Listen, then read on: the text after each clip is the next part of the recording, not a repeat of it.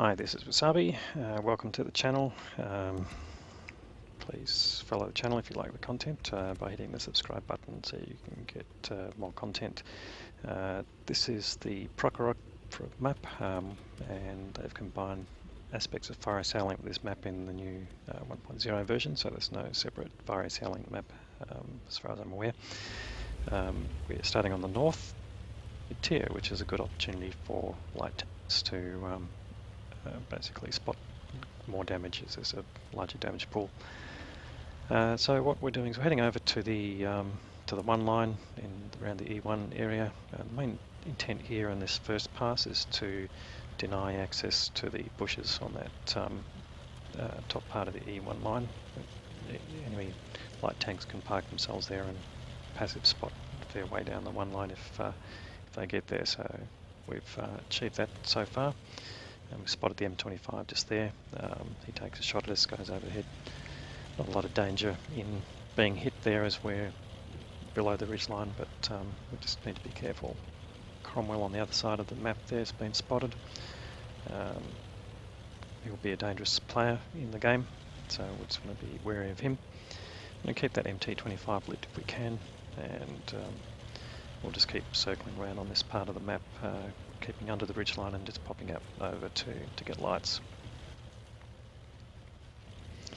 So the M2025 gets lit again. It takes a bit of damage, which is good.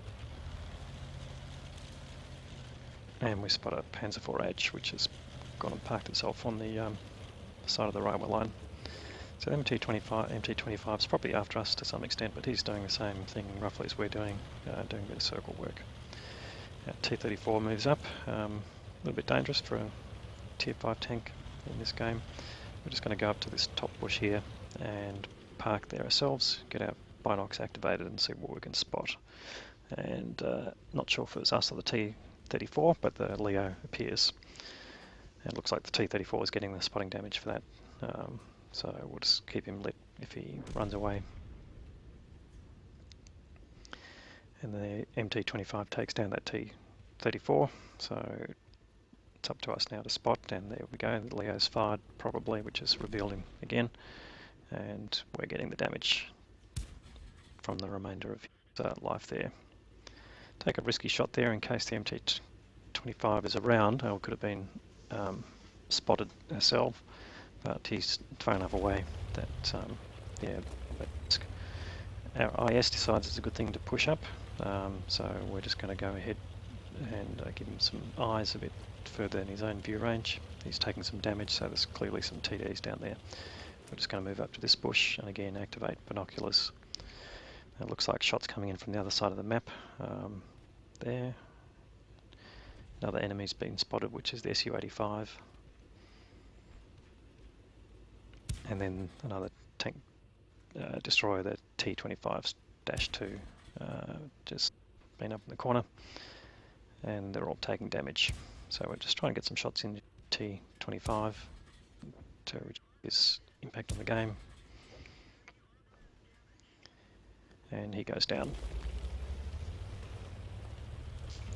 So, been a bit of a push into this area. Clanmate Employ there, the AT-15A is pushed up as well, and we're just coming down to clear out this area and make sure that there's no one remaining and no one in the little forest down on the other side of the road as well.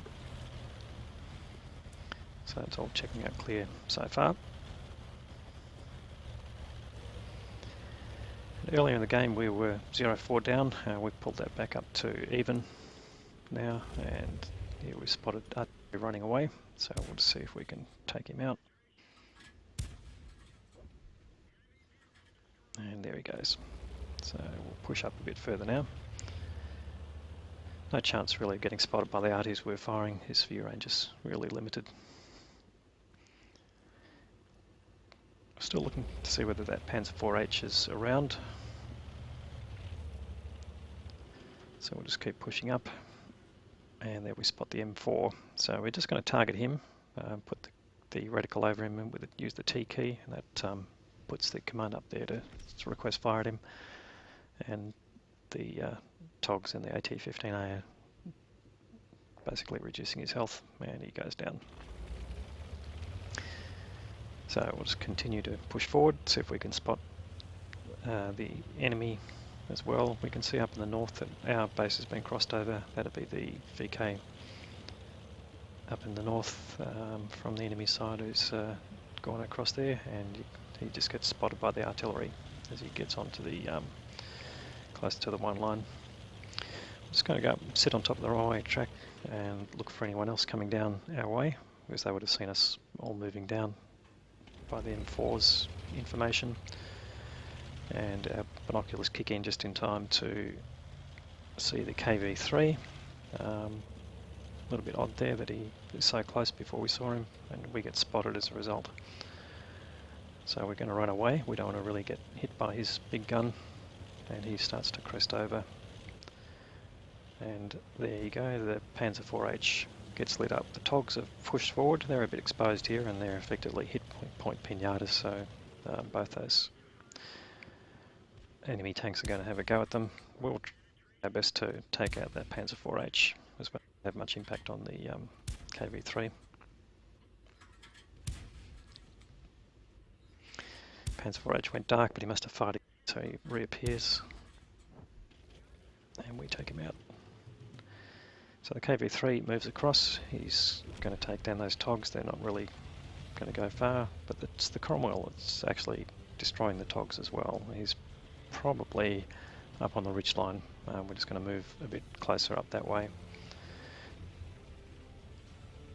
Churchill gets spotted. He's just on the other side of the railway line. We'll just want to make sure that he stays lit and see where that Cromwell is. The Cromwell, again, is going to be a dangerous player, fairly mobile, and he's going to play a major part in the game.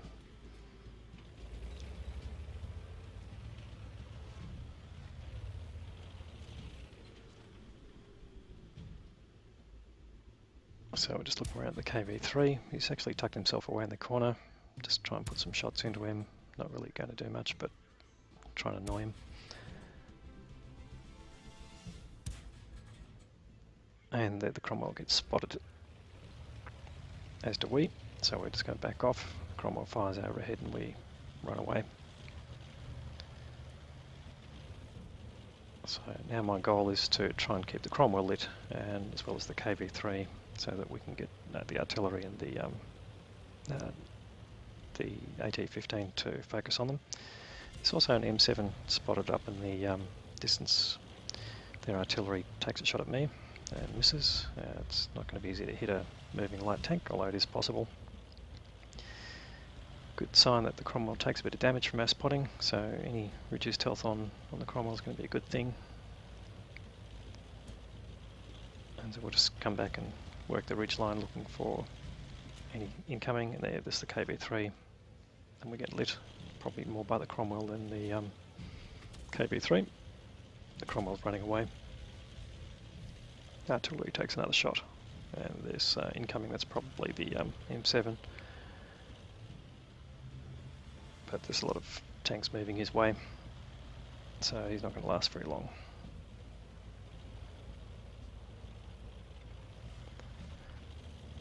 So again, just keeping the KV3 and the Cromwell lit as we can. We get lit, so we're going to go move a bit further away to the east side of the map and get into a bush and see whether we can keep him spotted from there. This bush is not successful because it's blocked by the houses, so we'll just move further forward to the next one. And we light the KV3 up, and we'll just sit here and just keep him lit, make sure that the artillery get a chance to focus in on him.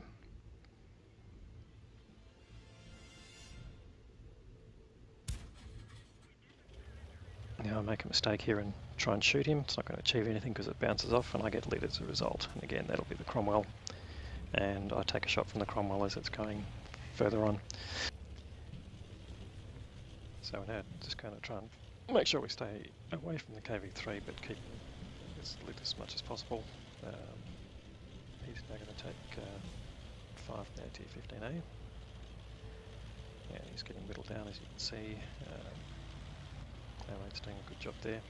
we'll turn over to where the Cromwell is because he's getting close to the Artie again, and he's getting down to low hit points himself, so we'll take him out.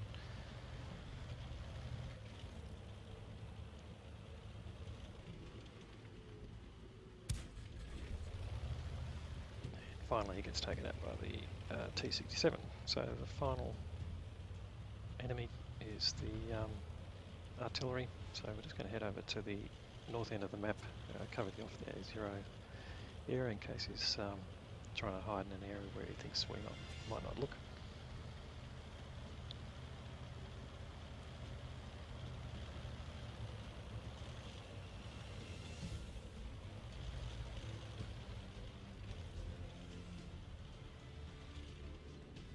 I should have spotted anyone who was on top of that hill by now, so we're just going to track along the ravine here in case he's hiding down inside the river somewhere.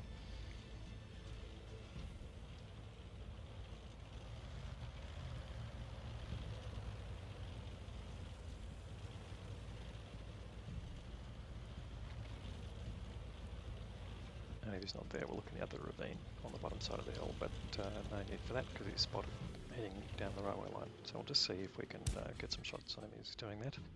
Gun on the T-64 is not highly accurate, so we miss most of those. There he goes undercover. So we'll just chase him down now and try and get him as he's going further down.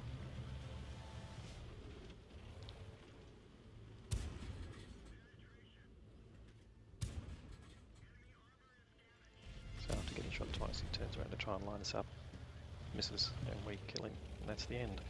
So a total of about 2,500 spotting damage and just under 1,000 in actual damage. It's a good result.